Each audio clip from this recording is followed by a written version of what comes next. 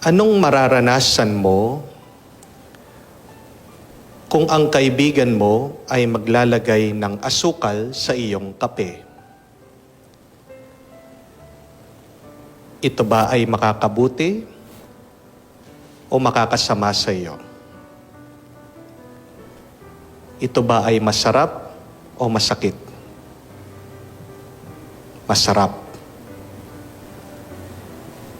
Kung ang maglalagay ng asukal sa iyong kape ay ang iyong kaaway, ano ang mararanasan mo? Ano ang matitikman mo? Masarap o masakit? Masarap pa rin. Kahit na kaaway mo siya, dahil ang nilagay niya ay asukal. Kung naglagay ng lason ang iyong kaaway sa iyong kape, anong iyong mararanasan? Mabuti o masama? Masama. Kung kaibigan mo at mahal mo sa buhay, ang nakapaglagay ng lason, di naman niya sinasadya sa baso ng iyong kape, anong mararanasan mo? Mabuti o masama? Masama. Ano ang aral? Dalawa lang. Una, bantayan niyo ang baso niyo.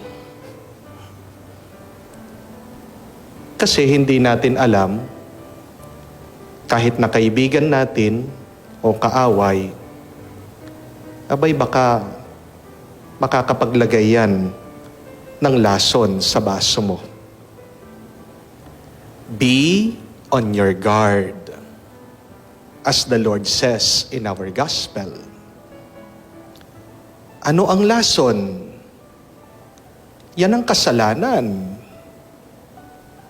Hindi naman ibig sabihin na kaibigan mo siya, mahal mo siya, hindi na siya magkakasala sa iyo, hindi ka na masasaktan niyan. Nobody is exempted from sinning. Wala sa atin dito ang hindi nagkakasala. Wala sa atin ang hindi nagkakasala sa iba. Wala sa atin ang hindi nakakapanakit ng iba. Nobody is exempted from sin and sinning. Hindi ibig sabihin na mag-asawa ay kinasal, nangako, nag-commit, na magmamahalan, ay hindi na makakapanakit sa bawat isa. Di po ba? Nararanasan yan ng bawat isang mag-asawa. Nag-aaway, nakakapagsalita ng masakit, nakakagawa ng hindi tama, nakakapangaliwa, masakit. Asawa mo na yan, nag-commit na sa'yo, nangako na sa'yo, mamahalin ka. But he is not exempted from sinning. He is not exempted from hurting you. Ganyan din naman sa pamilya, hindi po ba? Magkakapatid, magkakamag-anak, dahil lang sa pera, abay, merong galit, may hinanakit. Ngayon, dahil sa politika, nag-aaway-away, nagkakalimutan na lang. Ganyan din sa ating mga kaibigan. Pinakamasakit yung, alam mo, best friend mo, alam mo, kaibigan mo, alam mo, pinagkatiwalaan mo, pinagtaksilang ka, pinagpalit ka. Nobody is exempted from sinning and hurting others. Kaaway, kalaban, pati ang mga kaibigan at minamahal. Kaya nga, sabi ng Panginoon, maghanda ka. Be on your guard. Accept the truth and reality. Kasi pag hindi mo tinanggap yan, madidepress ka. Kasi napakahirap tanggapin. But the sooner that we accept it, the sooner that we would have peace. Why? Because if it comes to us, if we experience it, masasabi natin na ganyan talaga ang buhay. Ganyan talaga sa buhay. May lason, may manglalason. At siguradong pag ako'y nalason, ako'y masasaktan. May kasalanan, at dahil sa kasalanan, ikaw ay masasaktan. Ganyan talaga. Kaya, ang magandang gawin ay maghanda ka. Mag-ingat ka. But the second truth is, whether your friend or your enemy gives you that poison, the poison remains the same. The nature, the ingredient of the poison remains the same. Hindi naman po ibig sabihin na pagkang kaibigan mo o minamahal mo kahit na aksidente, nalagyan ng laso ng kape mo, ay magiging sugar o matamis yan. Masasaktan at masasaktan ka pa rin. Lalong-lalo na kung talagang kaaway mo, kalaban mo yan.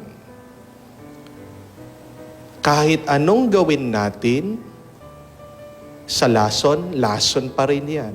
Kahit anong gawin natin sa kasalanan, kasalanan pa rin yan. Its nature, its ingredient will never change. Kahit saan pagaling yan. Kaya anong magandang gawin?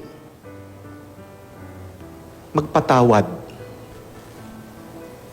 Forgiveness is our medicine. Yan ang gamot sa mga nakasakit sa iyo. Yan ang gamot sa mga nakapanakit sa iyo dahil sa kanilang kasalanan.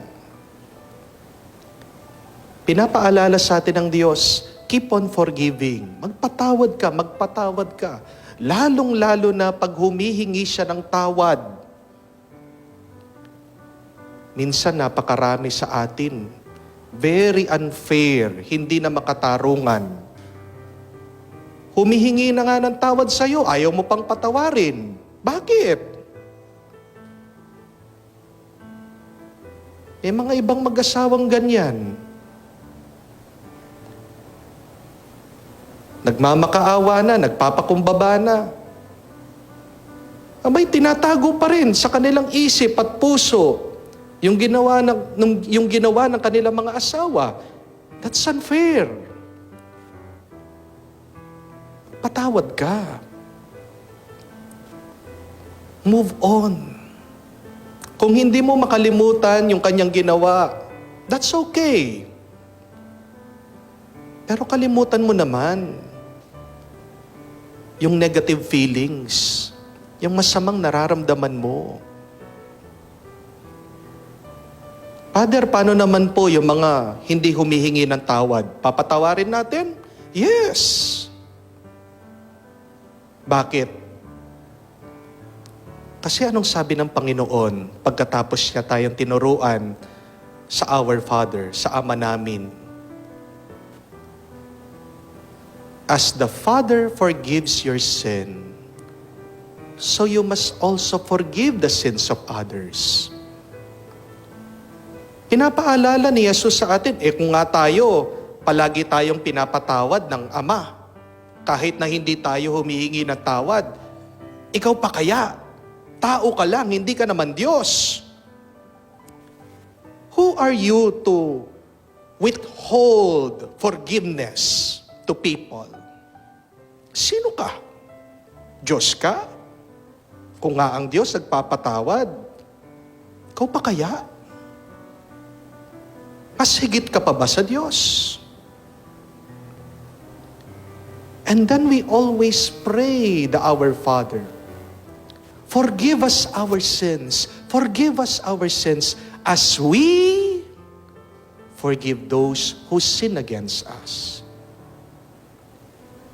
Meron ka bang narinig dun sa dasal na as we forgive the sins of those who sin against us? Because they ask for forgiveness. As we forgive those who sin against us, even if they do not ask for forgiveness, even if they do not apologize. Pinapatawad ko sila kahit na hindi sila humihingi ng tawad. Bakit napakahalaga niyan? Kasi kung mananatili kang hindi nagpapatawad, nilalason mo ang buhay mo, pinapatay mo ang buhay mo. We are capable of that. We are capable of destroying ourselves. Kayang-kaya yan ng isip mo, kayang-kaya yan ng puso mo.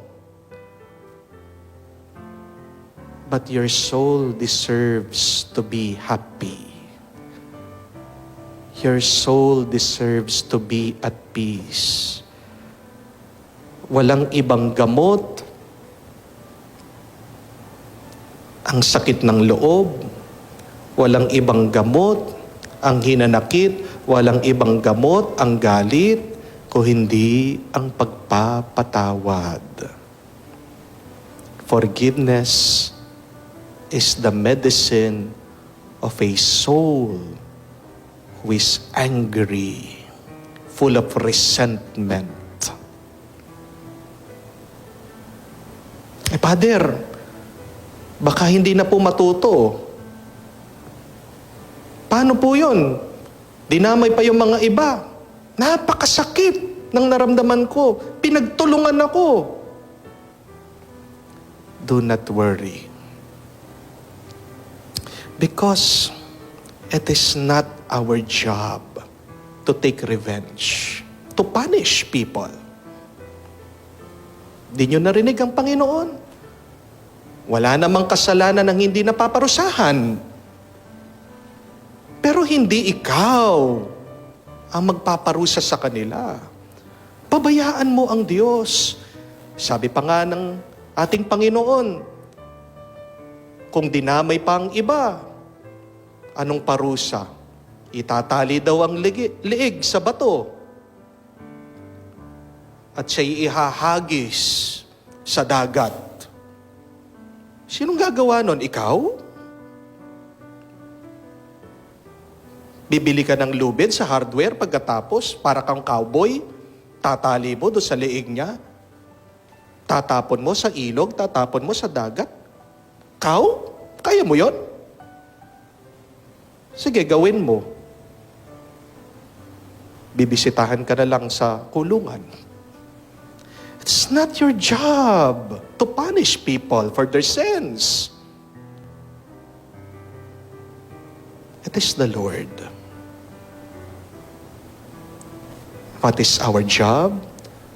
What is our calling? It is to live happy, holy lives. Amen? Live happy, holy lives. And you cannot live a happy, holy life having anger, having resentment in your heart, in your mind, and in your soul. Lift to God your anger. Lift to God your hurts. Be like God. As God forgives your sin, kahit na hindi ka humihingi ng tawad, ikaw din. Practice it. Sanayan natin. I forgive you. I forgive them. Because I want to live a happy, holy life. It's possible if you always forgive. Amen. Two things that we should not follow if we want to have a healthy, happy, and holy life. Hindi naman lahat dapat sinusundan mo. Kasi hindi naman lahat nakakabuti sa'yo. Maaaring meron kang sinusundan, pero ito ay nakakasama sa'yo. Meron mga iba, hindi matigilan na sinusundan ng isang bagay o isang tao, kahit na sila'y napapasama na dito, nagiging malungkot ang kanilang buhay. Hindi nila matigilan ang pagsunod dahil nakasanayan na. Hindi po maganda ang sumusunod sa lahat ng bagay. Because remember, if you follow everyone, everywhere, you will end up nowhere. Ano ang dalawang bagay na dapat hindi natin palaging sinusundan sa ating buhay para tayo ay maging masaya, malusog at banal? The first one is, do not follow what is easy. Wag sundan ng madali. There is a beautiful saying that goes, hard choices, easy life. And easy choices, hard life. Hindi ibig sabihin, magiging madali na rin ang buhay mo. Hindi ibig sabihin, madali ang iyong pinili, magiging mabuti ang buhay mo.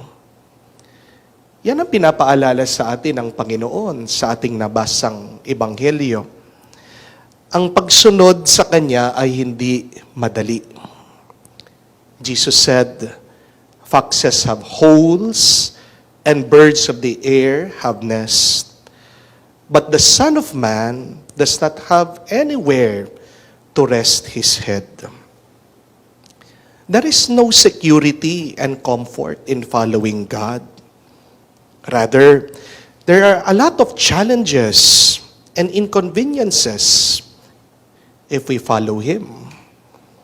Alam natin yan. Hindi ganon kadali ang pagsunod sa Diyos. Hindi naman ibig sabihin pag tayo ay tapat sa Diyos, mawawala na lahat ng ating mga problema, ang ating mga pighati, ang ating mga paghihirap. Saksi po ako diyan. Pagpasok ko pa lang sa seminaryo, nawala na ng trabaho ang tatay ko. Magsimula nung gusto kong maging pari, nagkasunod-sunod na ang mga pagsubok namin sa pamilya. Nabaon kami sa utang, nagkasakit din ang aking ama, at kahit na nung pari ako, nagbabayad pa rin ako ng mga utang namin. May kakilala po ako, nung nag-serve siya sa simbahan, doon siya nagka-cancer. Marami din akong kakilala na malapit at tapat sa kanilang pagsisimba, sa kanilang paglilingkod sa Diyos, pero baon na baon din sa utang. May problema sa kanilang mga asawa, pasaway ang kanilang mga anak. Kaya nga hindi nakakapagtaka, hindi po ba? Ito ang dahilan bakit karamihan ayaw nang sumunod sa Diyos. Hindi nakakapagtaka bakit kakaunti ang nagiging tapat sa Panginoon. Ang tanong ng iba, bakit ako susunod sa Diyos kung hindi naman mawawala ang mga problema at paghihirap ko? Simple lang ang sagot diyan. Oo, mahirap sumunod sa Diyos. Pero, ang pagsunod natin sa Kanya, ang daan para makaranas tayo ng magandang buhay. May kasabihan, ang ganda po nito. Remember this. The ugliest road leads to the most beautiful destinations. Magpapatotoo po dyan yung mga nakapunta na sa Mapanwepe Lake. Bago mo marating itong mala New Zealand na lugar, makikita mo ang ganda ng tanawin. Dadaan ka muna sa napakapangit na daan. Hindi sementado, bako-bako, maputik, mabato. Pero pagkatapos ng iyong paglalakbay, doon sa hindi kagandahang daan, ikaw ay mamamangha sa iyong dadatnan. Pangit at mahirap man ang daan, pero sulit naman ang iyong makikita at madadatnan. To be happy and successful in life, my dear friends, you need to choose rightly. Don't choose what is easy. Choose rightly. And the right choices many times is the narrow door, it is the road less taken, it is the difficult options in our life. Ang dami po ngayon naloloko, nai-scam, nauubos yung kanilang mga pinaghirapan. Bakit? Nasisilaw kasi dun sa easy money. Sabi, mag-invest ka, dodoble yung pera mo. Paniwalang-paniwala naman, kumakagat agad dun sa marketing. Bakit? Kasi, may kagustuhan tayo na ayaw nating maghirap. Ayaw nating magpagod. Pero mga kapatid, tandaan natin, wala namang yumayaman na hindi naghihirap, na hindi nagpapagod. Di po ba? Kung lang madali ang pagpapakayaman, edi sana ang dami ng mayaman. Pero yan ang katotohanan. Bakit kakaunti ang mga nagtagumpay, ang mga nakaangat, ang mga mayayaman? Ito ay dahil mahirap ang daan patungo dito. Bakit merong yumaman? Bakit merong nagwagi? Bakit merong umangat sa kanilang buhay? Kasi pinili nila at nagtiis sila doon sa hirap. Walang yumayaman sa madaling paraan. Kung man madali ang iyong pagkita, madali din ito mawawala. One person said that of all the greatest temptation, it is the choice of the easy path over the right one. Ang daming nagkakasakit din po ngayon. Bata pa lang, nagdadialysis na. Napakabata, may cancer na. Ano ang sabi ng mga doktor? Ito ay dahil sa ating kinakain. Processed food. Ano ang processed food? Di po ba madali at masarap? Madaling lutuin, very accessible, masarap kainin. Pero ano ang bunga ng pagpili sa processed food? Anong bunga sa pagpili nitong masarap at madali? Kalaunan, ito ay nakakasira sa ating pangangatawan.